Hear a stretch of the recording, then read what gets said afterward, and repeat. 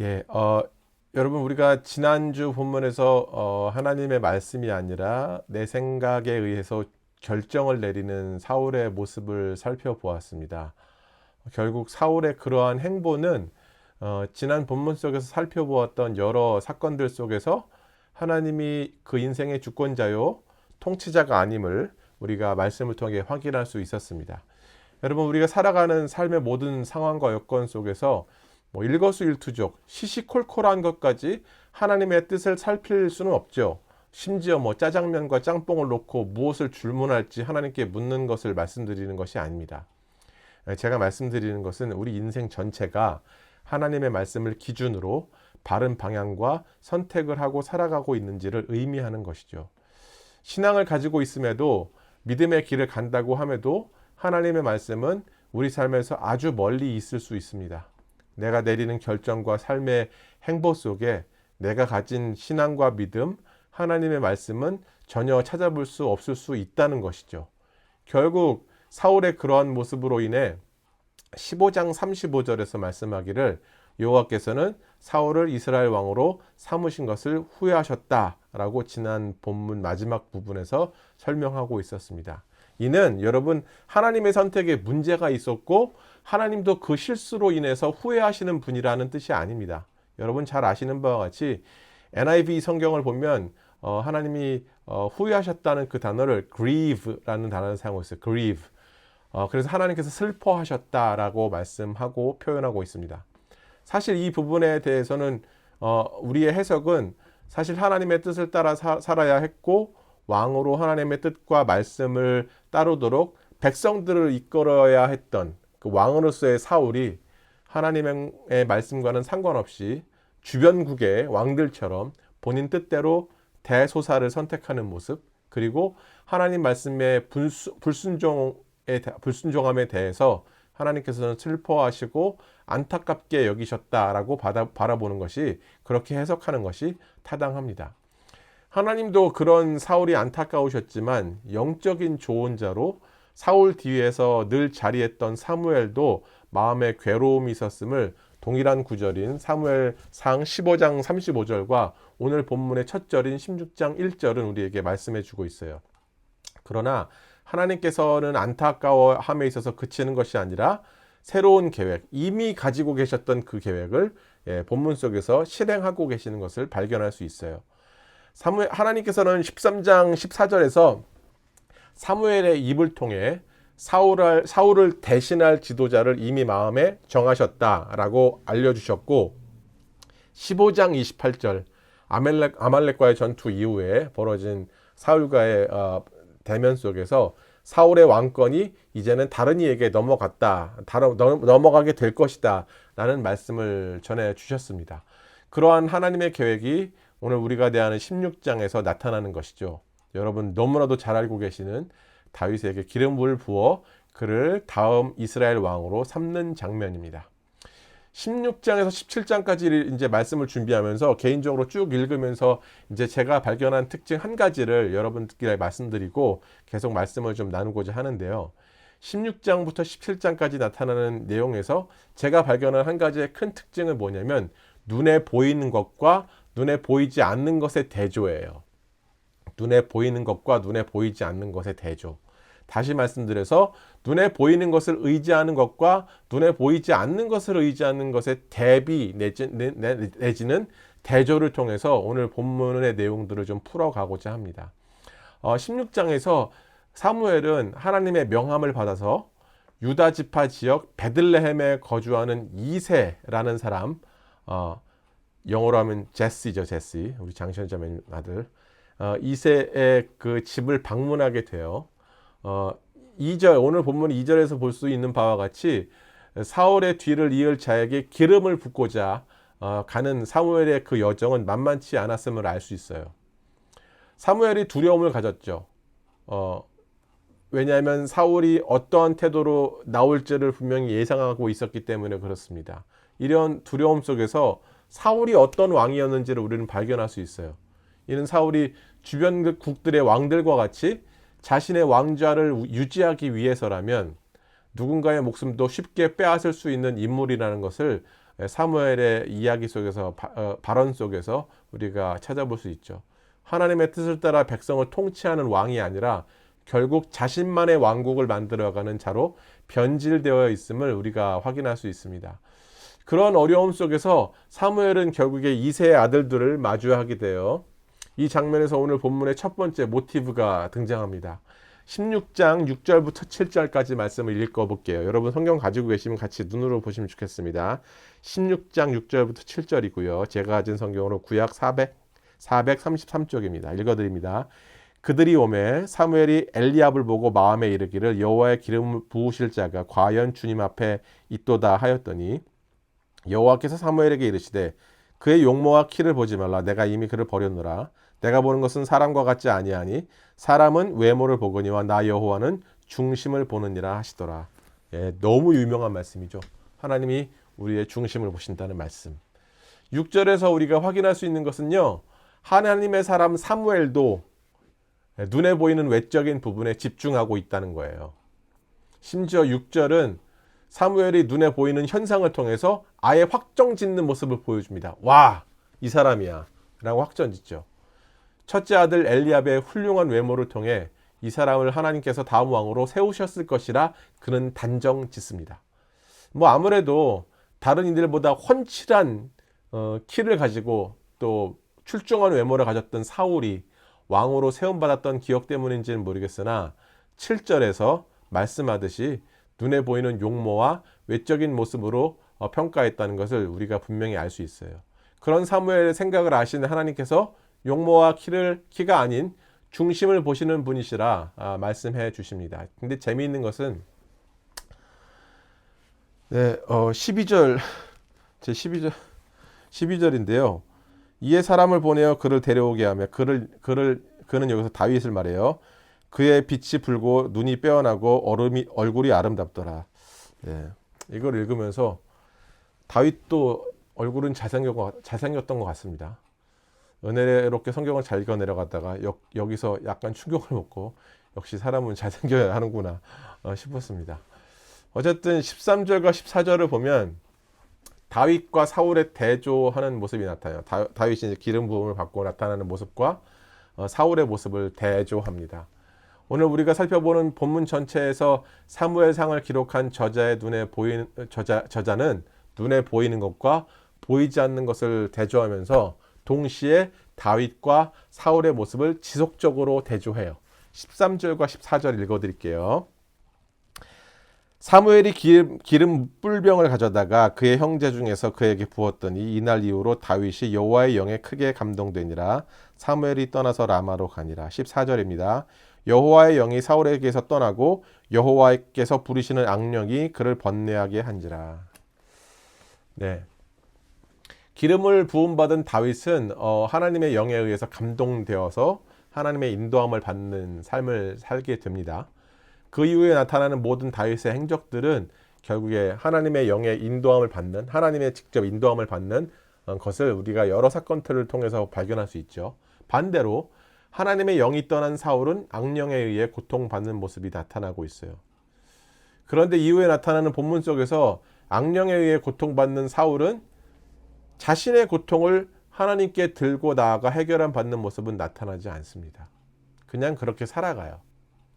오히려 자신의 마음을 안정시켜줄 다른 방법을 막 찾게 되는데 결국 신하들의 천거로 인해서 다윗이 사울을 방문하여 수금이라는 하프 같은 악기를 연주함으로 그를 안정시키는 장면이 이후의 본문 속에서 나타납니다.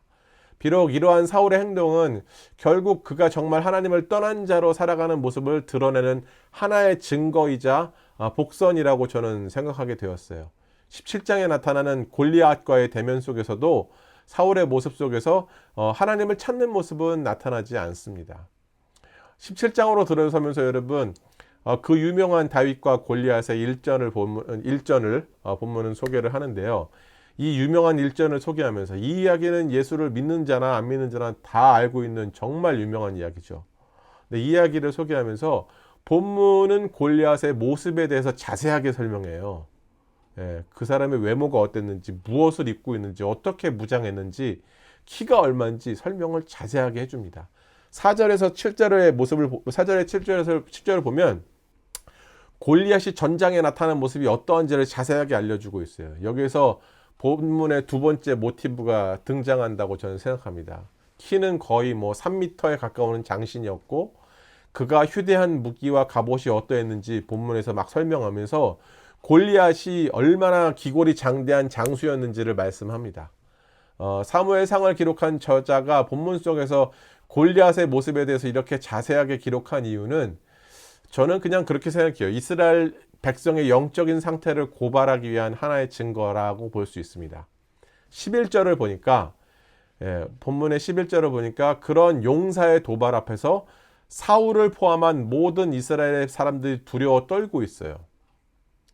그들이 이렇게 떨고 있으면서 약 40일간 한 달이 넘는 시간 동안 계속되는 골리앗의 도발과 욕설 앞에 그들은 무력한 모습을 보일 수밖에 없었던 그 이유가 바로 4절에서 7절에서 설명하는 골리앗의 기세 등등하고 기골이 장대한 외모 때문에 그랬습니다. 아무도 그를 상대할 엄두를 못 냈던 것이죠. 눈에 보이는 그의 외모와 그의 기세 앞에서 사울과 이스라엘 백성들은 다 전의를 상실하기 시작했던 거예요. 사울이 왕으로 전면에 나서서 처음 전투를 벌였던 모습 여러분 기억나십니까? 길르앗 야베스 사람들을 막 농락하고 온 이스라엘 사람들을 공격하려던 암몬, 그 암몬의 나하스를 상대로 하나님의 영이 사울의 마음에 전의를 불태웠던 장면을 11장 6절에서 우리는 소개하고 있는데, 본문은 소개하고 있는데, 하나님의 영이 떠난 사울의 모습 속에서, 오늘 본문 속에서 이 사람이 11장에 나타났던 그 용맹한 사울인가 싶을 정도로 두려움에 떨고 있는 모습을 발견할 수 있다는 거예요. 사울과 그의 군사들이 기세 등등한 블레셋을 처음 마주한 것도 아니에요, 여러분.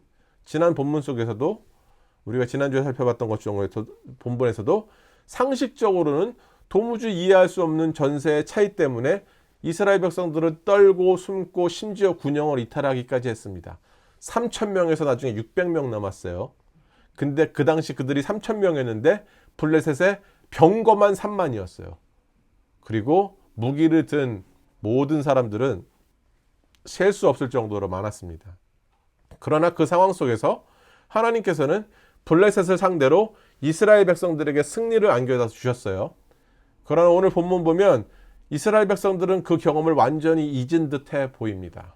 그들에게 있어서 그런 기억은 이제 존재하지 않는 것처럼 보여요.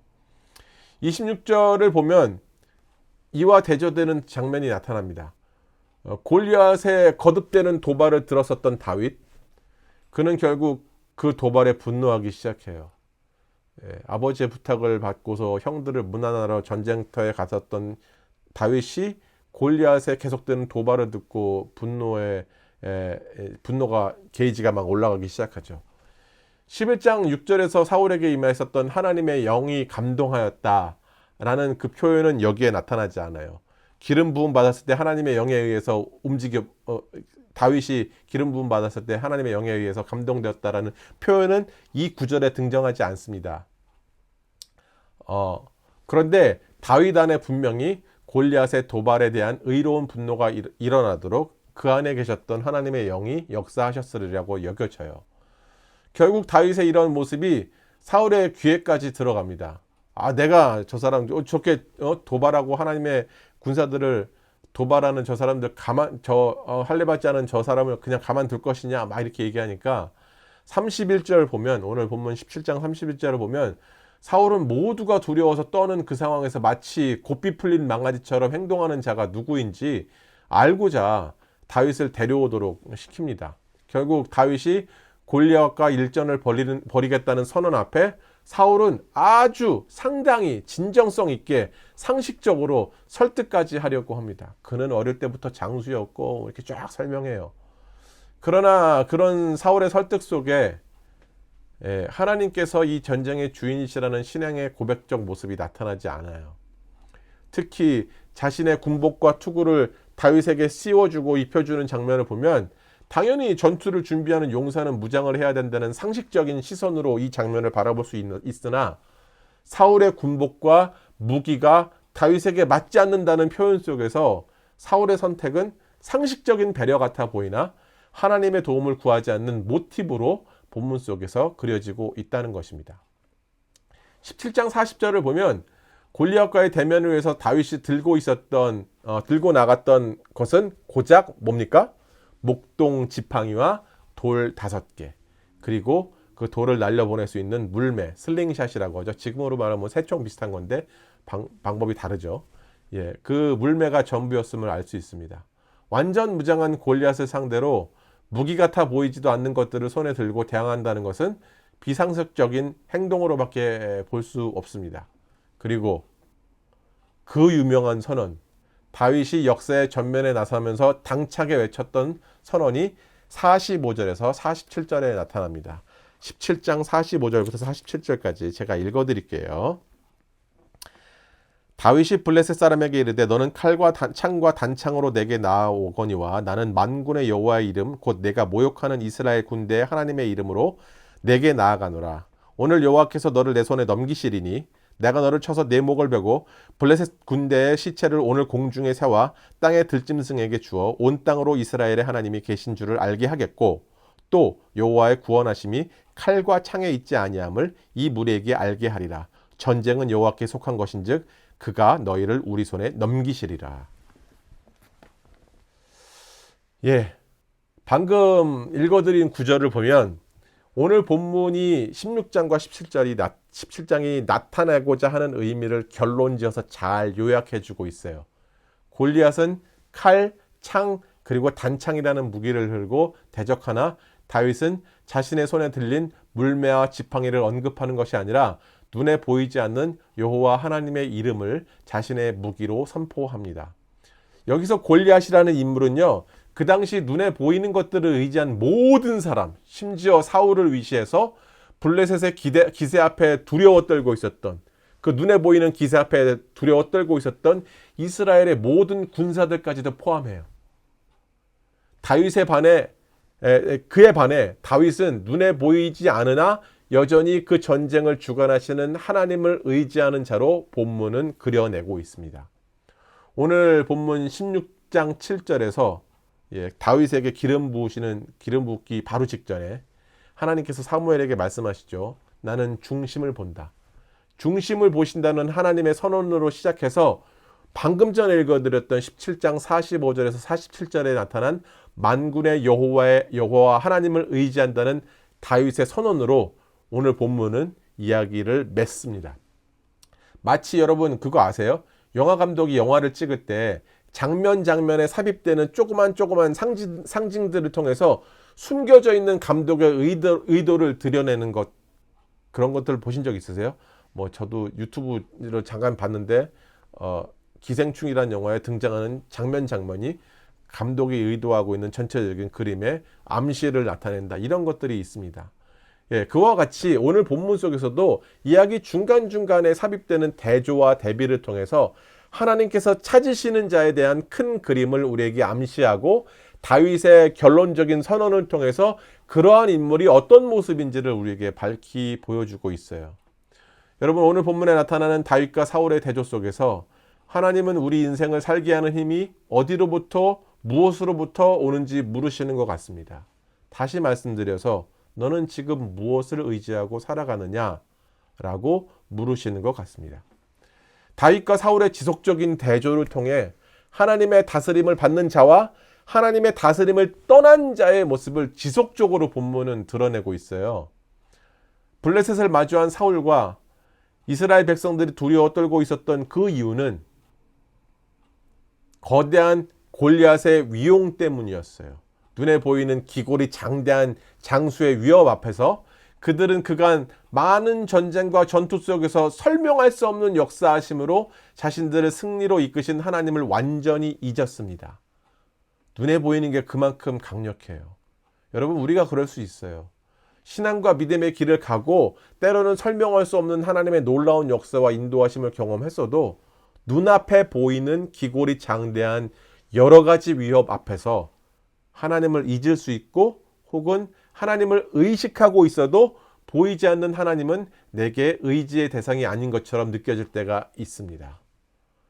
여전히 우리 매일의 삶 주변에는 우리가 두려워할 만한 수많은 골리앗들이 존재하고 있어요.